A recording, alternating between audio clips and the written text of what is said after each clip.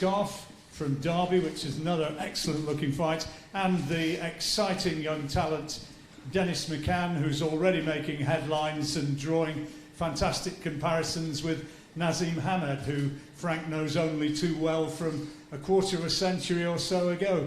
But this is our next behind closed doors promotion, which is happening on BT Sport, and another one to look forward to, Frank.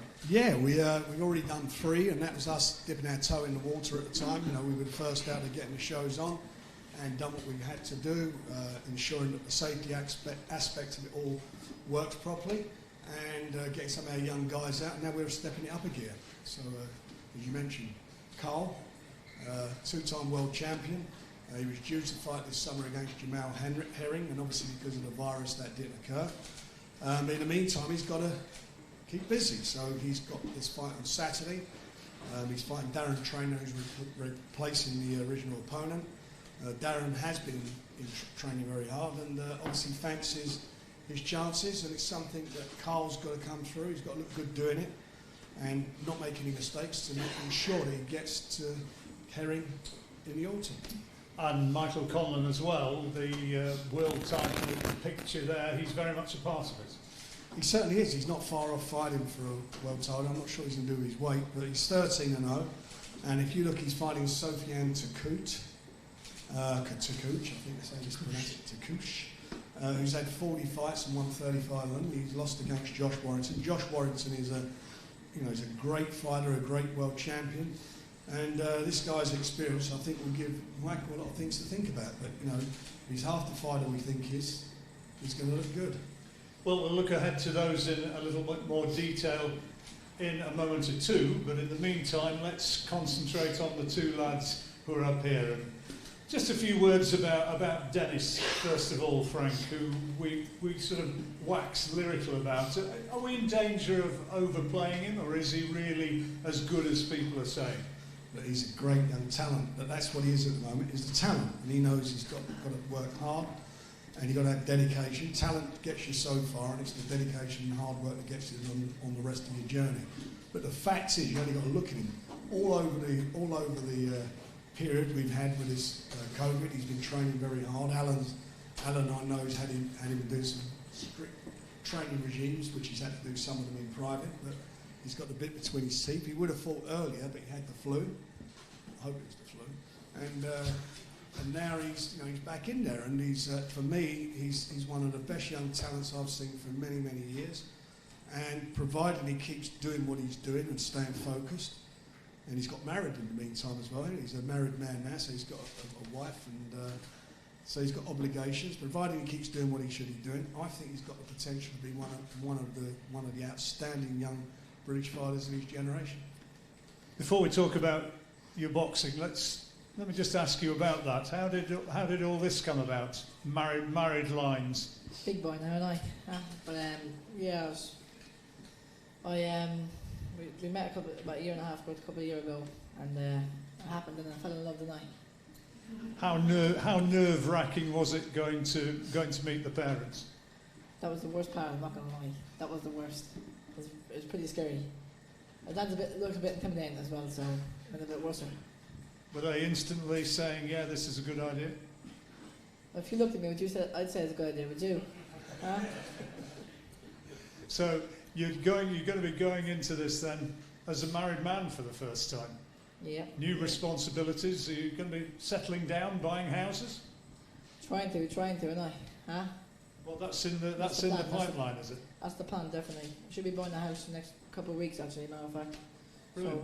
So it wouldn't be too bad. First the money. Yeah, well, putting your success behind you and investing it, I'm sure Frank and Alan and a lot of people are telling you that's the way to go.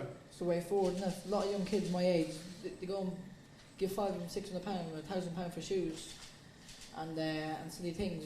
And I'm investing it in houses and properties and stuff. A house is always better than a stupid watch. Put it that way, definitely, yeah, definitely. What's time? I ain't got a watch. Dennis, now I had a little somebody had a word in my ear saying you had an unexpected contact, an unexpected phone call from Naseem Hamed. Yeah, I was good, definitely. I know his son very well, very nice kid, And I actually went for juggling the other day down in Sheffield. I went sparring down there. And he was a very nice bloke, very nice fella. What did Naz have to say to you? I was joking. I said to him, I said I got a better screw shot than you. I said. Did he take that? He was laughing. Yeah, he was laughing. Has he watched you live yet, Naz? Not live, but he watched me on TV and that. And how impressed is he by what he's seen? Because I mean, everybody's saying there's a lot of similarities between how you fight and how he used to fight. Yeah, he reckons top class. He said, just keep doing what you're doing. He said, and then you'll definitely get there. He said, I reckon a world champion. He said. Frank, you guided Naz, and now with Dennis as well. How real are the similarities for you? Well, I think they are. I mean, obviously, Naz was a tremendous talent who went on to be a great world champion. My only disappointment with Naz was the fact that he took his eye off the ball, he ballooned up in weight and so forth. And I think he could have been an outstanding world champion, and he just didn't fulfil for me what he should have done. And Dennis has got to learn from that. But I think Dennis he's very smart for a young man. He's got those, he looks like a young boy and young looks and all that, but he's got a smart head. Just say it, Frank. Good looking. You want to say it, don't you? I'm at the opticians this afternoon, and the bottom line is, he's not stupid, and he's got, with the team that he's got around him, including Alan and his manager, they're smart people, and I honestly do think he can be one of our outstanding young fighters. Provided he keeps working hard at it. I was around sort of 25 years ago when Naz was coming through, and I remember from those days that half your problem was sort of keeping his feet on the ground, but there's a big problem as well of getting him matched. It's not easy, is it? Well, we got him matched, and we done well. You did. Him matched. He won a lot of world titles with us. But when you're finding your feet, though, it's finding people who are prepared to come. I remember when Naz started off, it was really simple. I can remember his first fight for us was up in Sheffield, and he was in the Ponds Fortune. We was in the studio there in the dressing room. They were getting changed, and there was no one in the dressing room with him, and I mean no one. His trainer Brendan was down in the ring with another guy, and within a year, his dressing room you could have put a turnstile on the door for the people coming through, and that's what happens in boxing. You get all these hangers on, all these backpack, patting your back and telling you what you should be doing, what you shouldn't be doing. But what you've got to do is remain focused and deal with what you've got, and not have your head turned. And I think that Dennis, from his background and from how smart he is, and the people he's got around him, I know he's going to be focused all the way. How long do you think it's going to be before Dennis is getting up to the level where he's going to be looking for English title, British title, Commonwealth title, or whatever? These next 3 or 4 fights, definitely. As soon as that. Yeah. So he could potentially be, is it Ryan Rhodes, the youngest ever British champion, I think? So there's a bit. Maybe.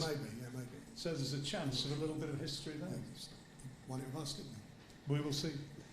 Anyway, moving on now to the fight between Troy Williamson and Harry Scarf, which is going to be a cracking fight on paper.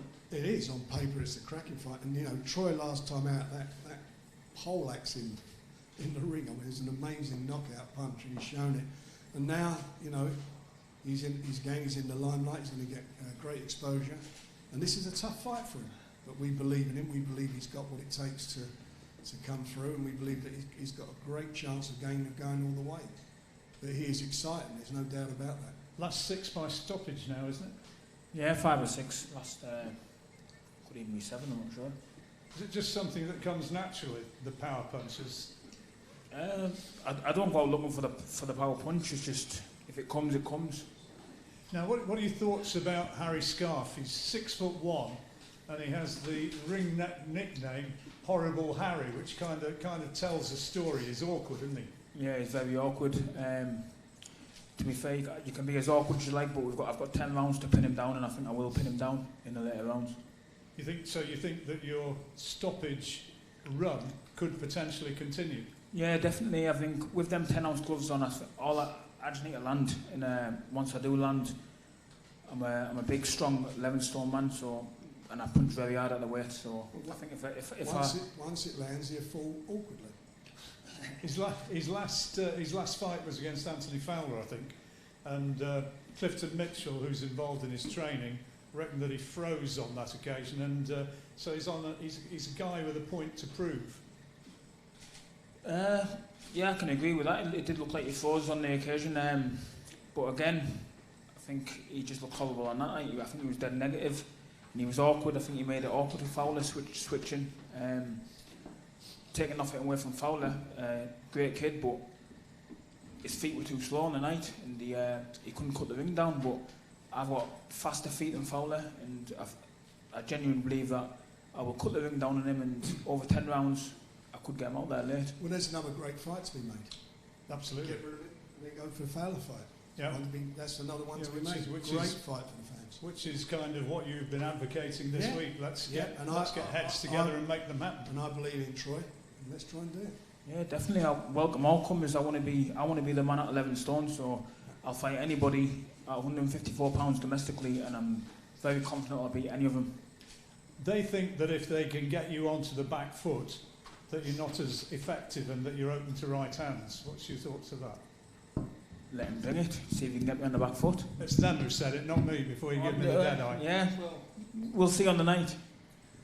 Well, it's on paper, as I say, Frank, a terrific fight and such a lot at stake, which is what you want to see for these fights which we're bringing. Because, okay, it's behind closed doors and there aren't crowds there for obvious reasons, but it's a real quality matchup. It is, there's no doubt about it. We're quality fighters, and Troy, that'd be yours, was it 16th fight going into it? So, he's got everything going for him, and he's, his future is literally in his own hands, and he's capable, very capable.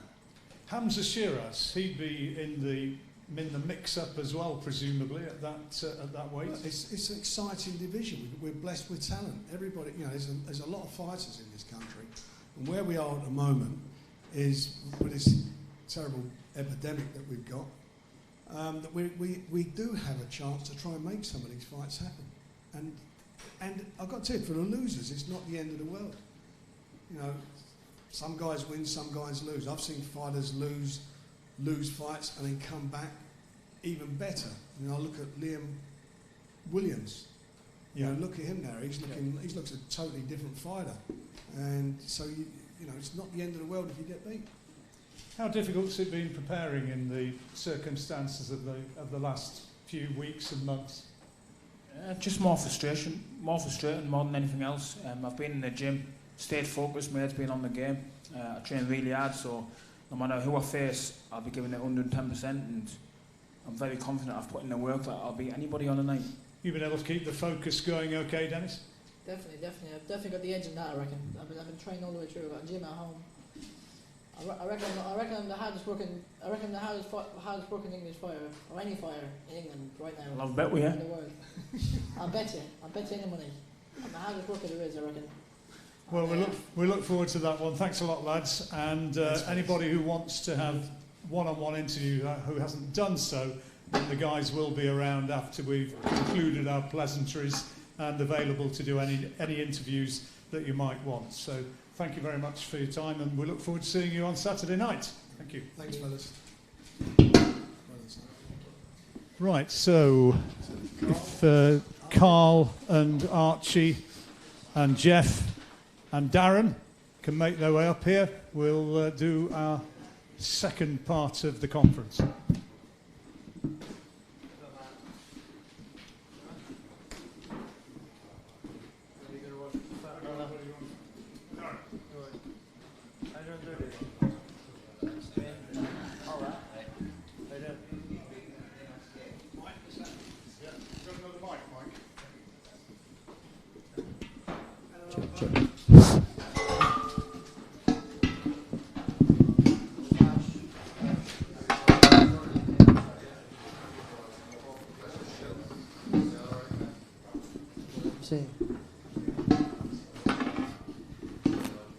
Right, well, first off, name of Carl's opponent, who he probably didn't know until this moment, who's going to be taking the chance to go in against one of the greats of British boxing of recent years.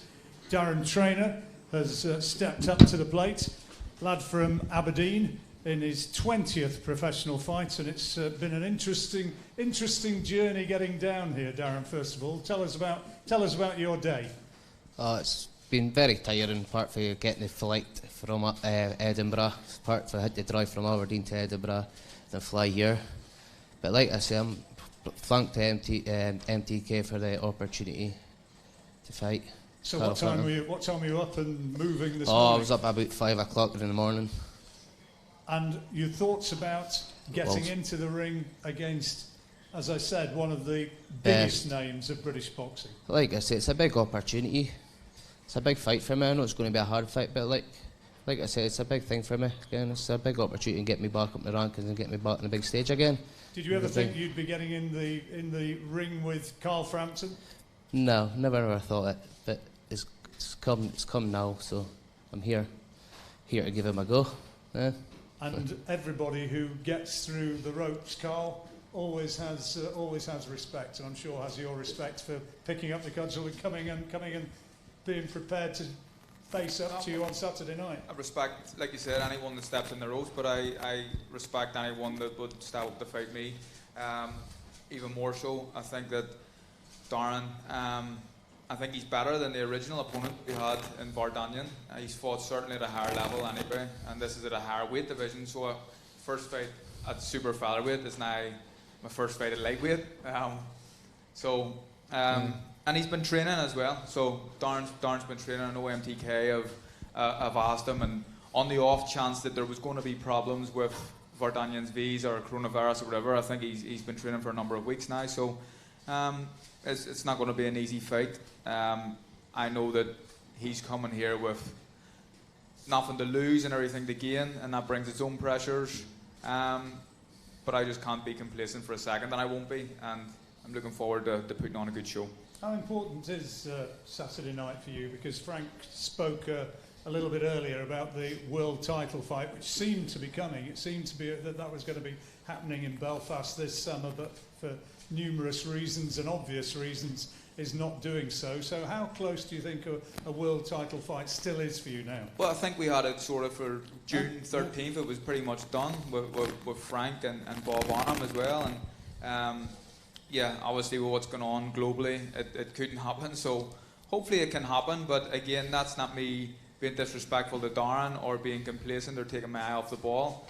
Ideally, I would have liked to be fighting or have fought already for a world title, but because of what's going on, it wasn't possible. So I have to fight Darren. I need to win. If I lose the fight, my career's over. Where do I go from here at this stage? So I'm not prepared to do that. 33 now, yeah? Yeah. And Chan's still looking to become Ireland's first ever three-weight world champion. I know you've always spoken, and we've done these sort of press conferences, goodness knows how many times over recent years, but you've always talked about legacy. Is that the biggest driving force that remains for you now? Yeah, it is. I think, well, my children as well are a huge inspiration to me and a driving force, but I think legacy and to become... I think there's a shout already to be go down, and people can maybe argue the point that I'm Ireland's greatest fighter right now, but I think if I win a third world title, it cements that place.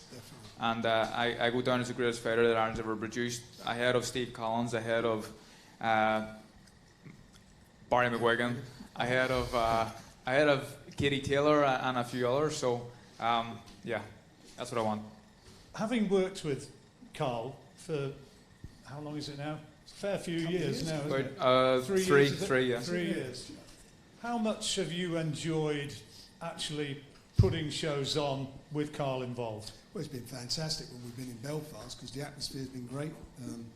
Fans have come out in their droves to see him, quite rightly so. He's a hero over there, and you couldn't meet a nicer guy and a more consummate professional than Carl. That's what it's all about. You know, for any young fighter, talking about, you know, sort of Dennis earlier and whatever, you want to role model. This is the guy. Look at him, how he looks after himself and the attitude. He's just been, I think he's been brilliant for British boxing, Irish and British boxing. But the bottom line is, for me, I've enjoyed every moment of it. We said we were going to do things, and we did it. We've done the Windsor Park, which was... So we get the world title fights. Everything we said we'd do, we did. Yeah. Darren, you want to ruin that legacy? I will try. Aye. Yes, of course. That's You've what I'm watched him, obviously, over the years, you know, as we all have. You'll know all about his strengths. What sort of mindset have you got to have to get in the ring with him on Saturday night? Just to be confident and believe that I can do it. We can beat him. Yeah, that's it. That's all I can do. Well, that's going to be our top of the bill. We were hoping to have Michael Conlan here as well, talking about his fight with Sofiane Takoucht, who unfortunately hasn't been able to make it in time, Michael. But that will be happening. And just a word about Michael as well, because he's sort of always been coming through, if you like, in your slipstream, and you know him about as well as you can.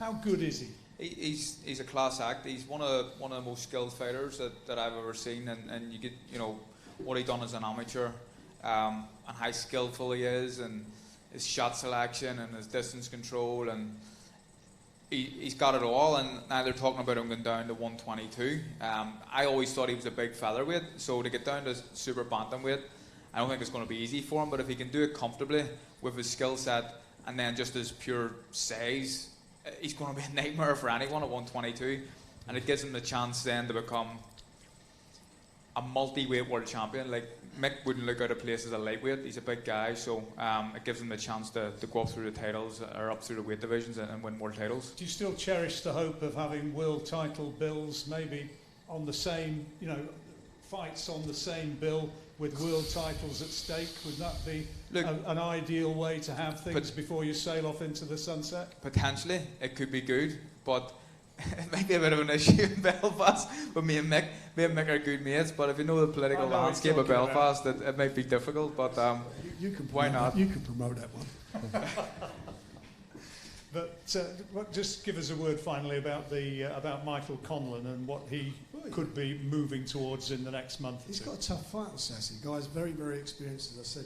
40 fights, won 35 of them.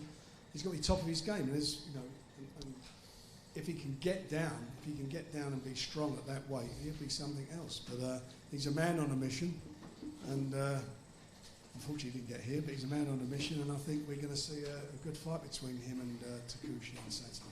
Now, also on the bill, finally, Archie Sharp, who's been performing brilliantly, is undefeated in 18, is it now? Yeah. 18 fights against Jeff Ofori, who's 10 wins, 2 defeats and 1 draw, but they know each other well. And again, it's in theory, Frank, this is a really attractive matchup. Jeff clearly fancies the task. Archie's been going from strength to strength. Well, he has, and he's pulled some big punches out of the bag as well these last few fights. And as you say, I know Jeff is up for this and fancies it, but I believe in Archie. He's 18-0, and this is for him. He wins this fight, and maybe get one more before Christmas. He could be one up being probably the mandatory in his weight division, and that would be for the winner of Carl and Jamel Herring if they win their respective fights before they meet.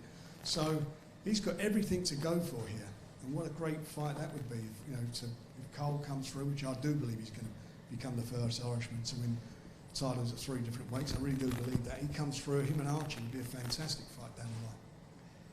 Has he kind of vindicated, Archie, this is what you believed he was capable of producing, or has he exceeded what you thought he was going to do? No, he's got a lot of self-belief, there's no doubt about that. You only got to talk to him, and he's been a joy to work with him, and I think between us we've all done what we said we'd do. Yeah, for sure. And now it's up to him now. He's now in a situation where, this is a tough fight for him, but these are the fights he's got to win, and he's got to win them in style.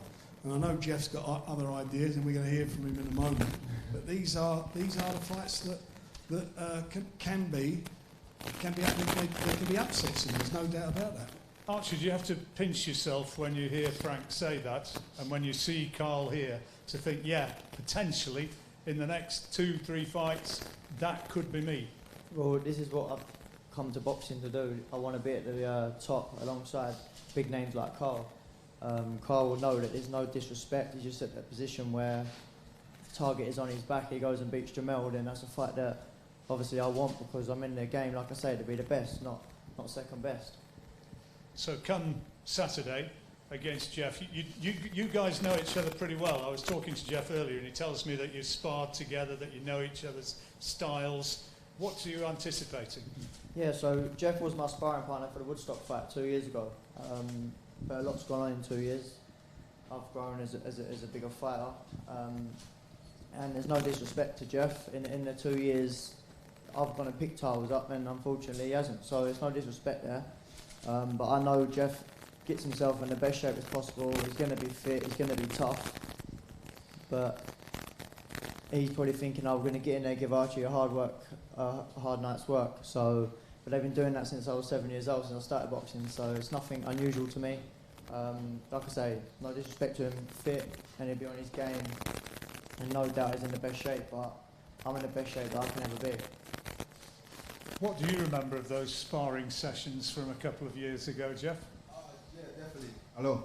Yeah, definitely. It was a good session for me. We both won for our first titles. I was going for the Southern Area, he was going for the WBO. We both won, so them sessions definitely helped us to get our titles. And from what you saw of him there, do you think you can get in there on Saturday and spring what I think a lot of people would say was an upset? 100%, because for me, this is like, after my last fight, this is another second chance. And not many fighters, especially coming from where I'm coming from, get this opportunity. So for me, I'm going to grab it with both hands. Tell me about your background and about your preparations for this, how you've managed to keep fit, how you've managed to get ready for it. Definitely, I'm a contractor for the underground, so during the whole COVID, I've still been working. So when it happened and they closed it down, I went to BoxFit and I bought a boxing bag, so I got a boxing bag at home, my little speedball, so I've been training, so I'm ready and I'm ready to go. So your flat was turned into a gym? Basically. Basically. And do you think there's a chance he'd be underestimating you, or does he know everything there is to know?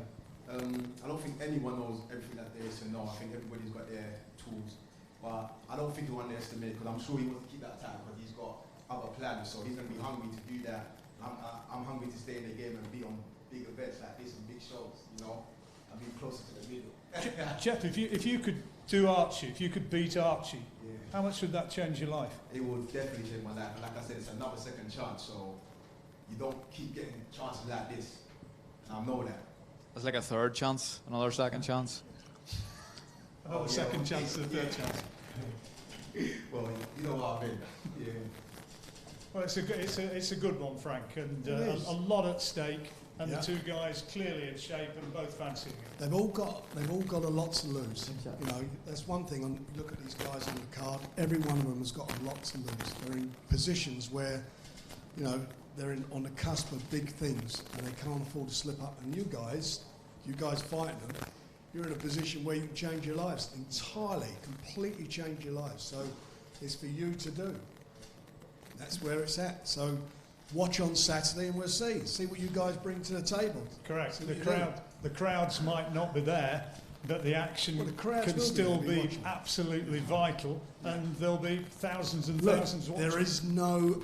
There are no away fighters on these cards. There's no crowds there. Everybody's a home fighter. That's what it is. You're not going into anyone's backyard. You're going into an arena where, you know, the people will be cheering for you. Will be your trainers. That's it. That's what it is. We'll be there Saturday night, BT Sport. Be sure to join us then. The lads will be giving absolutely everything. You've heard from the people involved. They'll be prepared to do interviews with you if you've not already had that opportunity. And we look forward to entertaining with some more terrific boxing behind closed doors. Well, there is. And remember, the main events will be coming on after the football. That great football match we're going to see. So it's going to be a great sporting night on BT Sports. Don't forget. Join us then. Thank you very much indeed for being here today. Thank you. Thank you. Thank you.